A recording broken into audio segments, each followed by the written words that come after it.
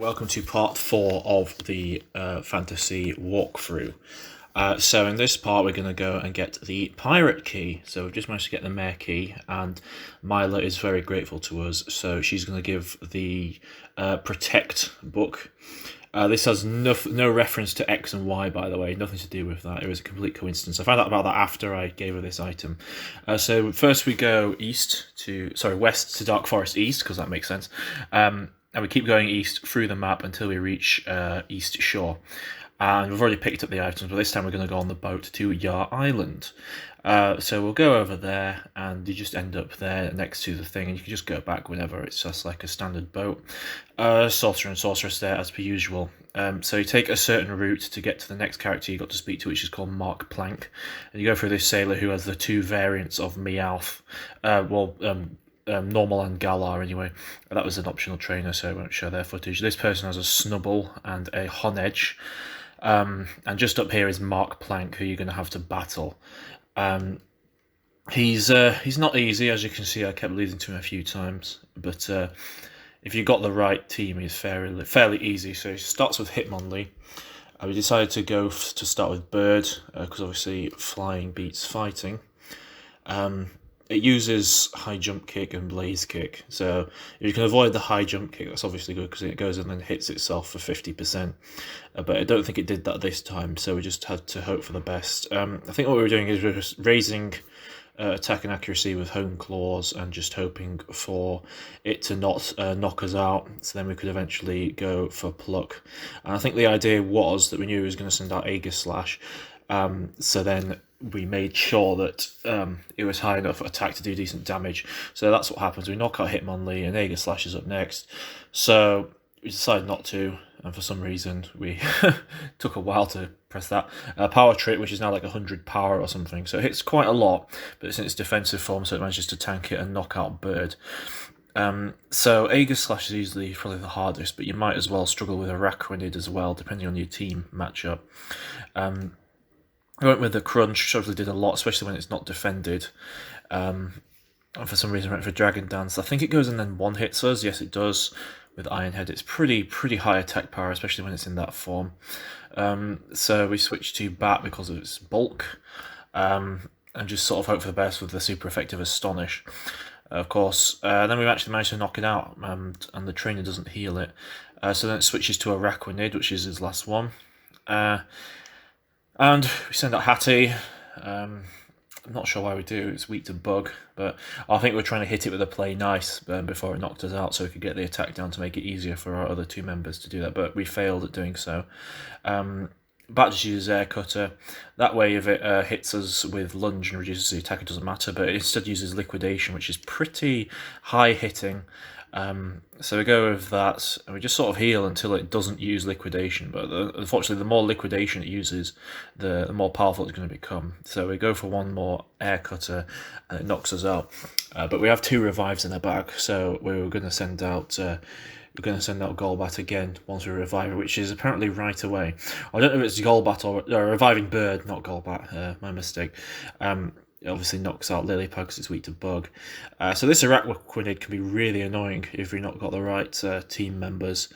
Hits really hard with Liquidation, can annoy you with Lunge as well, but we managed to get a lucky crit with Pluck. I don't know if it would have knocked out anyway, I don't think it would have done. And we learn Drill Peck as well, which is very, very useful. So we defeated Mark Plank, and he lets us into his crew. So what he wants us to do is get some treasure from Abandoned Vessel. To get to Abandoned Vessel, you go back to Yarr Island, like so, and then you go and speak to him on the left there. For now, he can only take you to Abandoned Vessel. So here's the map. We're going to go across. So for this one, you're going to fight a Dark Gastrodon. So a grass type is extremely, extremely useful. I can't emphasize that enough, otherwise it's a really annoying fight, because Gastrodon's only weak to grass. So that's what we're going to do. We're just going to make it through here. The route is being shown on the screen. You basically sort of go to the right quite a lot. We caught a Feebas and named it Fish. We don't really use it at all, so that was just there for that sense. This trainer's compulsory, and he's got 6 Magikarp, which is obviously not too difficult to deal with, but it's a bit of a drain on the PP. So then we're going to go ahead and grab Full Heal. which is useful in this fight because you can get poisoned quite a lot by the Gastrodon that's going to come up. I don't think this was too hard for our team, seeing as we had a grass type. I think we lost a few times, and to activate the Gastrodon, you obviously click on the treasure chest. So we lost once, I believe. Yeah, so only once, and our second time we managed it, so this is that attempt. So here's the Gastrodon. And what we're going to do is just go with the Giga Drain. Just every time Gastrodon's vulnerable, hit it with a grass attack. And I think the idea behind Poison Fang was to do pretty much some of the last few battles, which is to get the toxic poison. But we didn't manage to do that. And actually with these bosses, it's just normal poison anyway. It carries Muddy Water, which if it drops your accuracy is really, really annoying. And this Shellos, I can't emphasize enough, knock out that Shellos as quickly as possible. Because if you don't, it'll use Surf and then use Gastrodon's Storm Drain to raise its SP attack. So get rid of that Shellos as soon as is physically possible. Do not let it linger on the field, like you can do with some other allies. But that's absolutely really important. And the same applies with another Pokemon that comes up a little bit later. I think it's Poliwhirl, but we'll come to that when we get there. So it carries on Muddying Water, which is obviously really annoying. And I think I think we're aiming to think a few moves ahead and heal Bat because it's obviously got the good bulk, so it's well worth keeping on the field. It obviously toxics us. Luckily I had a few Pecha Berries, I think it's Pecha Berries spare. Sends out Wheezing, counter to the grass type. So at this point you don't need the grass types out because you just want to knock out Wheezing. And that's sort of what we're going for. We're putting Lilypad away so to make it safe. Gastrodon does carry Recover, but if you've got a decent grass type, you can just whittle its HP right the way down again. So that's not too much. That wasn't too much of an issue for me in this particular fight. What was more of an issue was this Wheezing that was really quite defensive, and it kept using Toxic and stuff like that, and then Muddy Water kept going. So we sent out Bird, it was fairly good at attacking. So we sort of went for the Drill Peck and Astonish combination. Astonish was annoyingly inaccurate because it kept using the Muddy Water combo. And by now its accuracy had been dropped, I think, 3 stages now. So Bat was pretty useless when it came to attacking. So instead we sent out Hattie because it's obviously a Psychic type versus Poison. And we were hoping that it would survive a few hits in order to be able to hit with its confusion. We heal up at Bat fairly well, and we use the Pecha Berry on Lilypad to cure it of its poisoning. Because obviously with Toxic, if you let it stay toxic, it's going to faint after a few turns. Gastrodon keeps going for Toxic and lets us knock out Wheezing. So we send out Lilypad again to get the HP back down to half, or to a quarter, so it'll send out his next ally, henchman. We went for Calm Mind with Hattie because we thought we'd be able to do serious damage later on. And that unfortunately doesn't work out very well for us because it knocks us out almost. Well, it doesn't knock us out with the Muddy Water, but the poison then goes and knocks it out, which doesn't help. So Hattie's down. We then have Dragon, which is just there because it's fairly good at attacking. It's not really useful at anything else in this particular battle. The real MVP in this one is Lilypad, which just goes nuts with its Giga Drain and just obviously hits absolute tons. Goes for Recover again, but again, just Giga Drain, it'll go right back down to the right one. And any move, and when it doesn't use Recover, it'll then call out its ally because its HP will be at the correct level. The last ally is Poliwhirl. I was a bit apprehensive about this one, but nothing to worry about, as you'll see fairly shortly, because the Giga Drain basically just knocks it out, as well as the combination with the Dragon Claw. I don't know if Giga Drain on its own would have worked, but it doesn't matter. Gastrodon's just there on its own now, so it's pretty easy from here on in. It packs Earth Power as well, which it's only used once in this entire fight because none of my team are really that weak to ground. Fish is just there for the memes really. And then Lilypad then goes for the final Giga Drain and knocks out the Gastrodon. So that was obviously it was fairly easy for me. So absolutely essential, bring a grass type or else you will struggle. We then get ready for this cutscene where the Pirate King comes along and steals the treasure chest because he's very, very greedy. But don't worry, we will be dealing with him fairly soon. Mark Plant comes along and basically says, I can take you in my boat to the Smuggler's Cove. Now you can't really, unless you've got an escape route with you, it's quite hard to get out of Abandoned Vessel without just literally walking, retracing your steps back. So this is the retracing of the steps for those of you who don't want to rewatch the video and reverse engineer. It's just a simple walk all the way back to where Mark was with the boat, right here. I turned on the XP share again because we were a little bit underleveled, or I felt we were underleveled, and we did a bit of grinding. This is important. Back in Alpine Meadow, Moo Moo Milk. This is very good value for money. Obviously buy 12 as well, and they heal 100 HP, which is very good in comparison to some of the other more expensive items. We took a trip to Burnt Land to get a Pokemon that would help us with the next said we would either go with Numel or Houndour, so we went with Houndour because it was the first one to come up, or Houndour, whatever you want to call it. I've just called it Houndour since the start of time, so that's what I'm going to call it. This is just a cheeky montage of us grinding. Obviously got to something like level 31 or 32, it might even be 33, and then we take a trip using the same boat to Mark Plank. If you don't go to Smuggler's Cove, if you click no, you can take you to Abandoned Vessel just like before, so it's not like you no longer have access to that map, you can still go there. We learnt Fire Fang and it evolved into Houndoom, which is fairly good at this stage, and also Hattie later on as we were grinding evolved into Hatrem. So that was good as well. About time that one evolved. So this is Smuggler's Cove map. You can't go past there because they're having a conversation, and this trainer is compulsory because he doesn't turn. He's got 2 Frillish. There they are.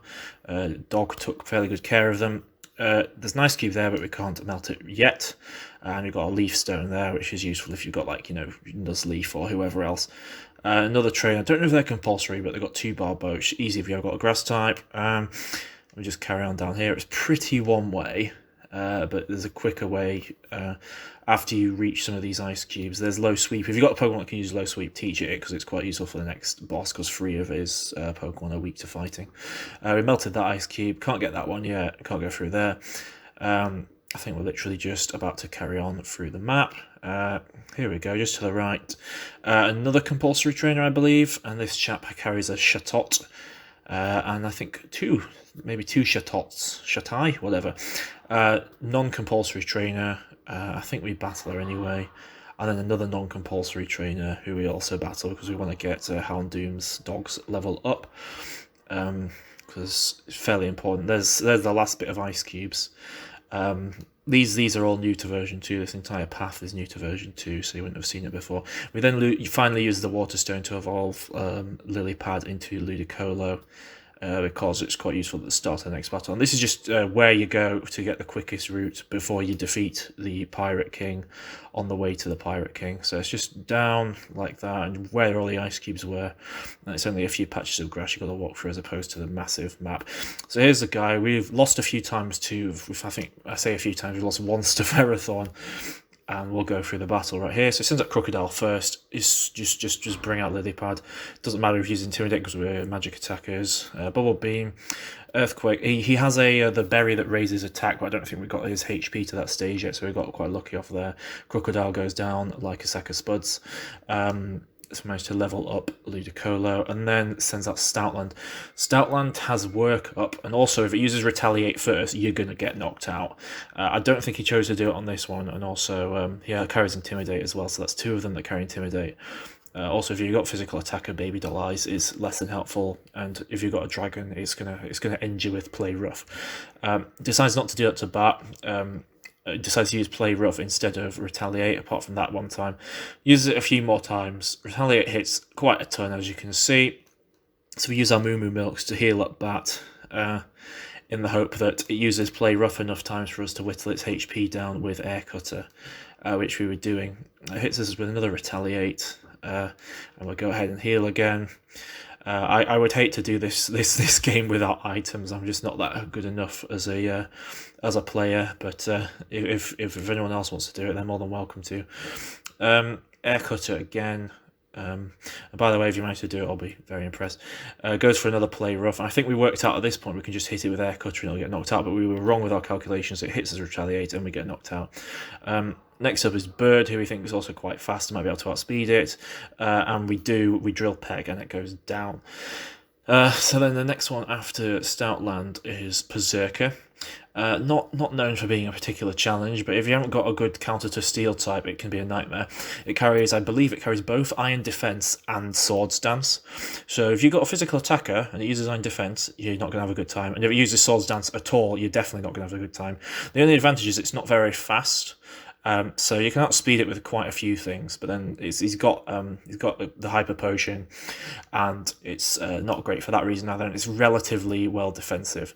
So we tried to use Lily Pad on it, and it knocks us out with a few Iron Heads. We then think, we might as well send that dog. It's going to outspeed and it'll be super effective with fire, and that's exactly what happens.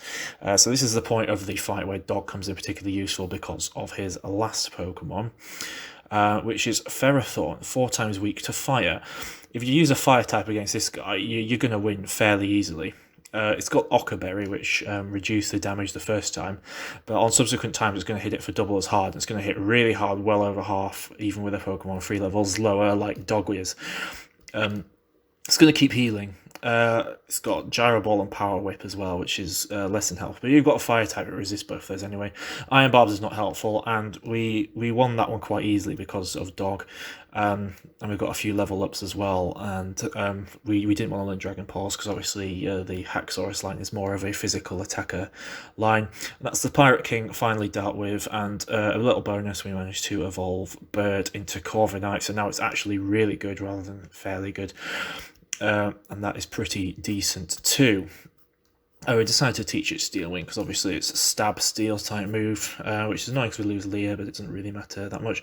And that's the Pirate Key we've got. The Pirate King, obviously he goes off in a huff, and we managed to do that. So what we then do is we get to use Pieces of 7, which is one of the currencies that you get from knocking out Pokemon that you can use within the game. So that's pretty decent. So that's that part of the walkthrough done, and I'll see you again in part 5. Thank you.